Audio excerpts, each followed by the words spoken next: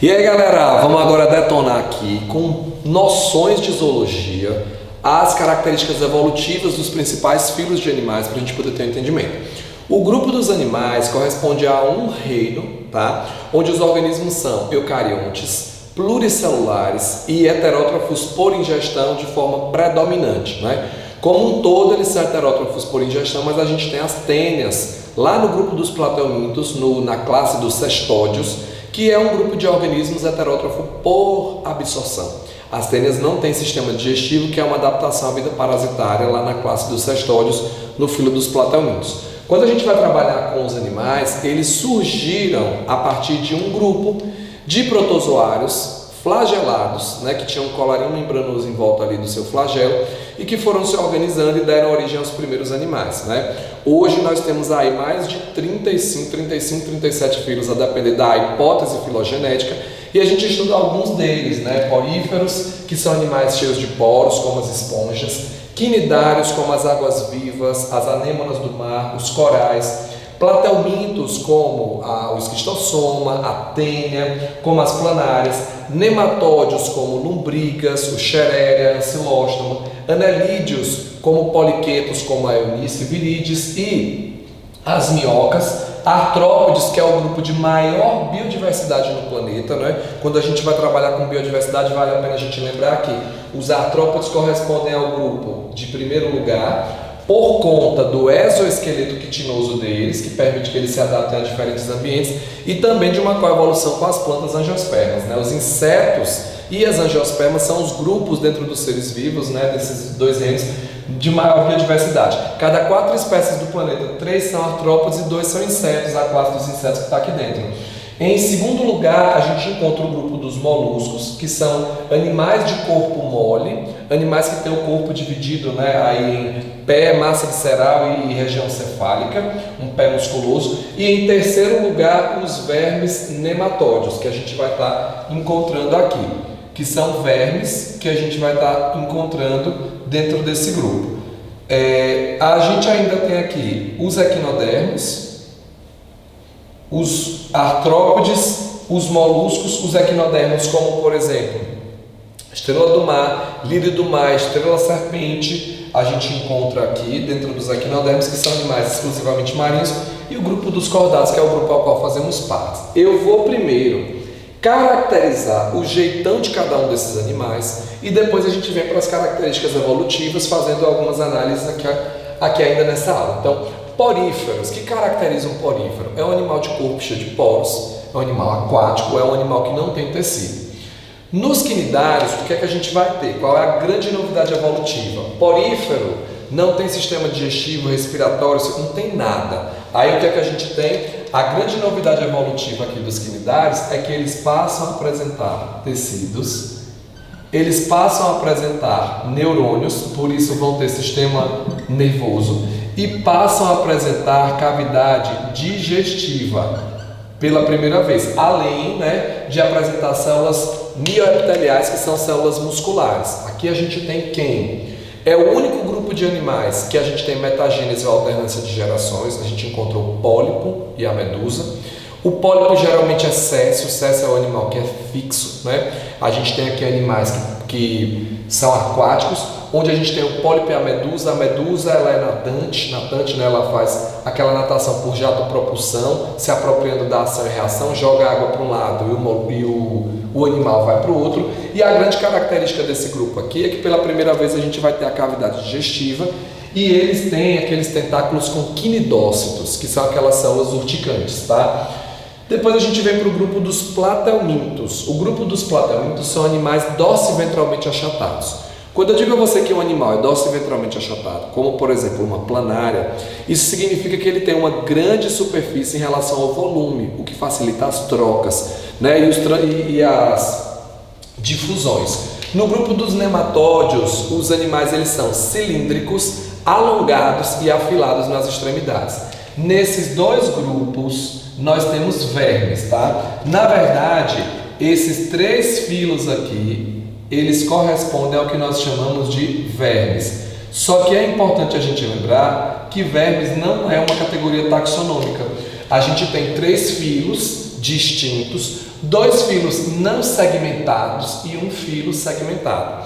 A grande característica dos platelmintos é que eles têm a ausência de celoma, os nematódios têm um pseudoceloma, que a gente vai ver já já, e os anelídeos são celomados.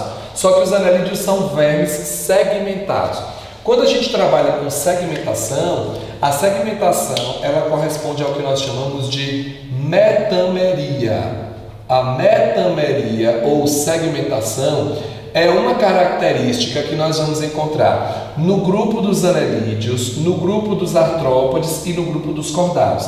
Esses 3 são 3 filos de animais que apresentam metamerização. Quando é que eu digo que um organismo tem metamerização? Quando o corpo desse animal é um corpo que apresenta segmentos. Ele é um corpo segmentado, tá? A gente tem metâmeros ou segmentos ali no corpo. Então, a gente vai encontrar essa segmentação ou metameria nesse grupo. No grupo dos anelídeos, a segmentação é homônoma. O corpo do animal é todo dividido por dentro e por fora.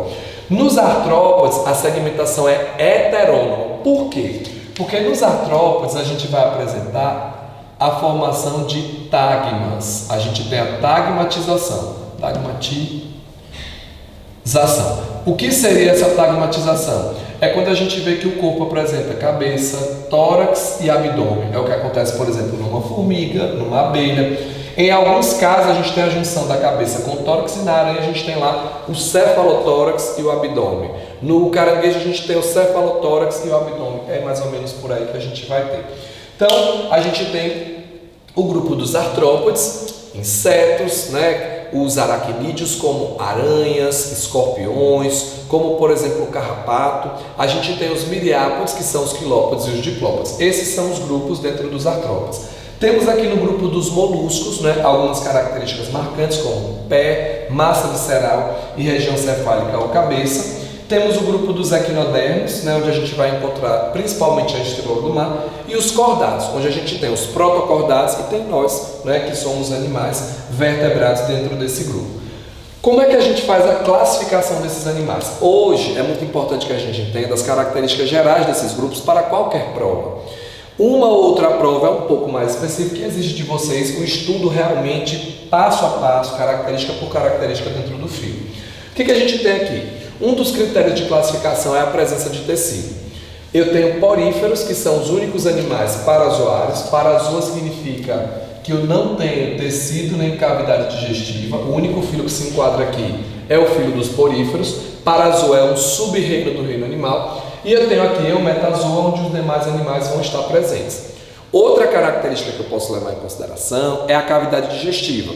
Animais que não têm cavidade digestiva a gente chama de parazoa, são os poríferos, e animais com cavidade digestiva são enterozoas, são chamados de enterozoários, a gente caracteriza como um outro grupo. Outra característica é a presença de folhetos embrionários. Então vejam, só poríferos não têm tecido. Os folhetos embrionários, a gente vai ter animais assim, ó, ablásticos, sem nenhum folheto embrionário. Diblásticos são aqueles animais que vão apresentar a ecto e a endoderme. E triblásticos são aqueles animais onde surge a mesoderme. Então, além da ecto e da endo, eu vou encontrar ali a mesoderme. Os poríferos são os únicos animais ablásticos. Os quinidários são os animais diblásticos. E os demais animais, a partir dos platelmintos, são animais triblásticos. Então, ó, uma das grandes características que a gente vai apresentar aqui é que esses animais passam a ser animais triblásticos, então eles passam a apresentar os três folhetos embrionários. Dá para a gente destacar ainda a simetria. Eu tenho animais assimétricos. Que é um animal assimétrico? Eu não encontro um plano onde eu seja capaz de distinguir duas metades corporais onde uma é a imagem do outro. Quando a gente pega o nosso corpo, se eu dividir aqui no plano sagital, o meu lado direito é a imagem do meu lado esquerdo. Então, como eu só tenho duas metades espetaculares, eu sou um animal que de simetria bilateral. Eu tenho lado direito, lado esquerdo, eu tenho a parte anterior, posterior, ventre e dorso, superior e inferior. Tem animais que são assimétricos, eles não vão apresentar isso. E nós temos animais que são radiados, que apresentam várias metades espetaculares. Se eu olho de cima, por exemplo, uma água-viva, ela tem várias metades espetaculares. então ela é um animal radiado. Então, dentre esses animais, os poríferos são assimétricos, os quinidários podem ser assimétricos ou radiados, os poríferos. Os quinidários são radiados, todos os outros são bilaterais, exceto os equinodermos, que vão apresentar uma simetria primária e secundária. Simetria primária é na fase larval. Então, o equinodermo, como uma estrela do mar, ele é bilatério quando larva. A simetria primária é bilateral. Depois que ele se transforma no adulto, o equinodermo ele tem simetria secundária. Essa simetria secundária ela é pentarradiada ou simplesmente radial. Além da simetria, uma outra característica que a gente tem é o blastóporo. O blastóporo é essa estrutura que aparece na fase de gástrula. Então, lá no desenvolvimento embrionário, a gente tem zigoto, mórula, blástula e gástrula. Na gastrulação, eu tenho a formação do blastóporo. O blastóporo pode gerar primeiro a boca. Se o blastóporo gerar primeiro a boca, esses animais são chamados de protostômios. Então, quando a gente vai trabalhar com moluscos, artrópodes, anelídeos, são todos animais protostômios. Quando eles são deuterostômios, é quando o blastóporo gera primeiro o ânus. Se o ânus for gerado primeiro, eu vou classificar esse animal como deuterostômios. Só são deuterostômios os equinodermos e os cordados. Então fica mais fácil de a gente entender que aqui nos equinodermos e nos cordados a gente vai ter animais que são chamados de deuterostômios. São deuterostômios por quê? Porque o blastóporo gerou primeiro o ânus desse animal. Outra característica é que eles têm o mesmo tipo de celoma, então eles são enterocélicos e eles também são dotados de um endoesqueleto. Essas são características compartilhadas por equinodermos e cordados. E aí a gente vai agora para celoma. O que é um celoma? É uma cavidade totalmente delimitada pela mesoderme. E essa cavidade totalmente delimitada pela mesoderme, ela primeiro, eu tenho que ter mesoderme para ter celoma, então eu já vou descartar poríferos e quinidários, e a cavidade tem que ser totalmente delimitada por ela. A gente encontra aqui cortes transversais. O que são cortes transversais? Eu cortei nesse sentido e eu estou vendo o bicho por dentro, como se eu cortasse o tronco de uma árvore e olhasse de cima para baixo o lugar onde eu deixei o corte. Então, nesse momento, eu tenho aqui de preto tecidos derivados da ectoderme, de vermelho tecidos derivados da mesoderme e de verde tecidos derivados da endoderme. Percebam vocês que todo mundo tem uma cavidade aqui delimitada por esse tecido de verde. Todos esses que têm essa cavidade delimitada pelo tecido de verde estão mostrando a presença de uma cavidade digestiva, porque é o tecido derivado da endoderme que vai delimitar a parte digestiva desse animal. Percebam que por fora eu tenho a parte de revestimento, mas nesse caso aqui, por fora eu tenho mesoderme e por dentro eu tenho endoderme. O celoma é uma cavidade totalmente delimitada pela mesoderme. Neste caso, eu não tenho celoma. Neste caso, eu tenho um pseudoceloma. Por quê? Porque a cavidade é parcialmente delimitada pela mesoderme. Por fora meso, por dentro endo. Diferente do que eu percebo aqui. Aqui sim eu percebo um celoma verdadeiro, porque é uma cavidade totalmente delimitada pela mesoderme. Então o que nós temos aqui são animais acelomados, como nessa primeira figura, animais triblásticos acelomados, que são os platelmintos. Nós temos aqui animais que são classificados como pseudocelomados. Os pseudocelomados têm uma cavidade parcialmente delimitada pela mesoderme, são os nematóides. Inclusive nessa parte de mesoderme, o que é que a gente vai encontrar? Nós teremos aqui na mesoderme, nessa cavidade, nesse pseudoceloma, um líquido que está preenchendo essa cavidade. E esse líquido que preenche essa cavidade, ele é um líquido que atua como um esqueleto hidrostático e auxilia na distribuição de nutrientes. E aqui nós vamos encontrar animais que são eucelomados ou simplesmente celomados. O que acontece? Na hora de trabalhar com celomados ou eucelomados, o celoma ele pode ter origens diferentes. Eu posso ter um celoma que surge do teto do arquêntero, ou eu tenho um celoma que surge de bolsas laterais. Se esse celoma surge do teto do arquêntero, eu classifico os animais como enterocélicos. Se esse celoma surge de bolsas laterais, eu vou chamar esse celoma esses animais de esquizocélicos. São esquizocélicos anelídeos, artrópodes e moluscos. Esses 3 grupos aqui de animais são 3 grupos de animais que nós classificamos como esquizocélicos. São animais esquizocélicos, diferente dos animais que são enterocélicos, que são equinodermos e cordados. Então, essas são algumas das classificações que a gente faz. Vale a pena a gente destacar aqui que dos plateumintos para os nematóides, o que foi que apareceu? Vejam, do porífero para o quinidário nós tivemos o aparecimento de tecidos, de neurônios e de cavidade digestiva. Dos quinidários para os plateumintos surgem os 3 folhetos embrionários pela primeira vez e surge também um processo chamado cefalização. A cefalização, ela corresponde a uma concentração de células nervosas. As células nervosas surgiram nos quinidários, mas elas estão espalhadas, o sistema nervoso deles é difuso. E aqui nos plateumintos os neurônios vão se concentrar, gerando um par de gânglios cerebrais mais desenvolvidos, partindo de lá os cordões nervosos. Além disso, surge pela primeira vez aqui uma parte excretora. Nós vamos ter protonefrídeos especializados na excreção. Nos nematóides, nós vamos ter como novidade, um sistema digestivo pela primeira vez completo. O que é um sistema digestivo completo? É um sistema digestivo que pela primeira vez vai apresentar boca e ânus.